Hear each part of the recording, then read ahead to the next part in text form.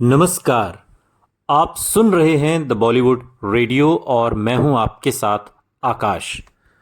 दोस्तों, आज के इस पॉडकास्ट में किस्सा आशा पारेख और एक ऐसी विवादित फिल्म का जिसे भारत में बैन कर दिया गया। 60 और 70 के दशक में कई ऐसी हीरोइन रहीं जो बॉलीवुड में राज कर रही थीं, लेकिन आशा पारेख की चमक ही अलग थी। वो उस दौर की सबसे पॉपुलर और सबसे ज़्यादा कमाई करने वाली हीरोइनों की लिस्ट में शामिल रहीं। आशा पारेख को हिंदी सिनेमा में योगदान के लिए साल 1992 में पद्मश्री से सम्मानित किया गया और अब तो आशा पारेख को दादा साहब फाल्के अवार्ड से भी सम्मानित किया जा चुका है। और अपने तकरीबन एक 5-5.5 दशक लंबे करियर में, तकरीबन 6 दशक का लंबा करियर है और अगर बाल कलाकार से जोड़ेंगे तब तो 7 दशक पुराना करियर है। एक्टिंग के अलावा कई टीवी सीरियल डायरेक्ट किए, प्रोड्यूस किए, लेकिन एक ऐसा भी वक्त आया जब आशा पारेख के कुछ फैसले उन्हीं के खिलाफ हो गए और उन्हें लोगों ने हिटलर कहना शुरू कर दिया। आखिर ऐसा क्या हुआ? वो कौन से फैसले थे जिन्होंने बॉलीवुड में भी बवाल मचा दिया? कई हिट फिल्में देकर हिट गर्ल के नाम से मशहूर हुई आशा पारेख की जिंदगी में बवाल का दौर तब शुरू हुआ जब उन्होंने सेंसर बोर्ड अध्यक्ष के तौर पर अपनी जिम्मेदारी संभाली। वो पहली महिला रहीं जिन्हें सेंसर बोर्ड की अध्यक्ष चुना गया, साल 1998 से लेकर 2001 तक। और बाद में उन्हें सिंटा यानी सिने एंड टीवी आर्टिस्ट एसोसिएशन की प्रेसिडेंट भी चुना गया।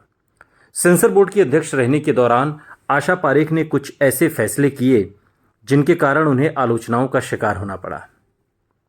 आशा पारेख ने ये फैसले फिल्म फायर, जख्म और एलिजाबेथ जैसी फिल्मों को लेकर किए थे और इस वजह से आशा पारेख को हिटलर और तानाशाह तक कहा जाने लगा। इस बारे में आशा पारेख ने अपनी बायोग्राफी द हिट गर्ल में भी इस बात का खुलासा किया है। आशा पारेख ने किताब में सेंसर बोर्ड की अध्यक्ष के तौर पर अपने एक्सपीरियंस को शेयर किया। आशा पारेख को सेंसर बोर्ड के अध्यक्ष बने कुछ ही समय बीता था कि दीपा मेहता की फिल्म फायर ने हर तरफ सनसनी मचा दी। देवरानी जेठानी के बीच रिश्ते और लेस्बियन रिलेशनशिप दिखाने वाली ये फिल्म 1996 में रिलीज हुई थी। इस फिल्म को विदेशों में और इंटरनेशनल फिल्म फेस्टिवल में तो खूब प्यार मिला, लेकिन जब इस फिल्म को भारत में रिलीज करने की बात आई तो विवाद हो गया, हंगामा हो गया, बैन करने की मांग उठी।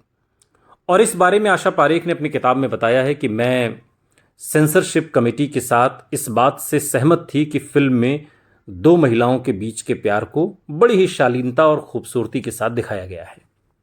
किसी ने भी इस फिल्म को सेंसर से क्लियर करवाने के लिए कोई सिफारिश नहीं लगवाई थी। फिल्म में कुछ ऐसा था ही नहीं, इसलिए न तो उस फिल्म पर बैन लगाने की कोई वजह थी और न ही शबाना आजमी और नंदिता दास के किसिंग सीन पर कैंची चलाने की। आशा पारेख ने फायर की रिलीज को हरी झंडी दे दी, लेकिन पॉलिटिकल पार्टियों में हंगामा मच गया। तब शिवसेना के बाल ठाकरे ने फिल्म को रिलीज होने देने से इनकार कर दिया। खूब हंगामा हुआ। गेटी गैलेक्सी और इरोज सिनेमाज में जहां फायर फिल्म लगी थी वहां खूब विरोध प्रदर्शन हुए और इसके बाद 1998 में फिल्म जख्म पर भी खूब बवाल हुआ। फिल्म को लेकर आशा पारेख का महेश भट्ट और मुकेश भट्ट से मनमुटाव भी हो गया। आशा पारेख ने अपनी ऑटोबायोग्राफी में लिखा है कि सेंसर बोर्ड का मानना था कि फिल्म को रिलीज किए जाने से पहले पुलिस विभाग के सीनियर ऑफिसर्स को दिखाई जाए, क्योंकि इसमें जो दंगे भड़काने वाले लोगों को जिस तरह से चित्रित किया गया था उस पर बवाल मच सकता था। लेकिन मुकेश भट्ट ने इनकार कर दिया और कहा कि वो इस मामले को तत्कालीन गृह मंत्री लाल कृष्ण आडवाणी तक लेकर जाएंगे। वहीं महेश भट्ट, तनुजा, चंद्रा और बाकी लोगों के साथ गालियों भरे स्लोगन लेकर ऑफिस के बाहर ये लोग खड़े हो गए और इनमें से ज्यादातर गालियां मेरे लिए थीं, आशा पारेख किताब में लिखती हैं। हालांकि बाद में महेश भट्ट और मुकेश भट्ट सेंसर बोर्ड के फैसले से सहमत हो गए।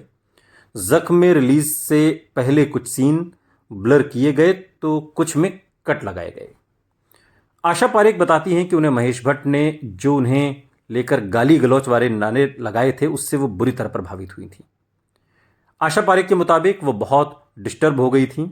हालांकि कुछ पर्सनल अटैक ने उन्हें और मजबूत बना दिया, लेकिन इससे भी बुरा तब हुआ जब शेखर कपूर की फिल्म एलिजाबेथ पर हंगामा मचा। सेंसर बोर्ड ने इसे ए सर्टिफिकेट दिया था, लेकिन शेखर चाहते थे कि यू सर्टिफिकेट मिले।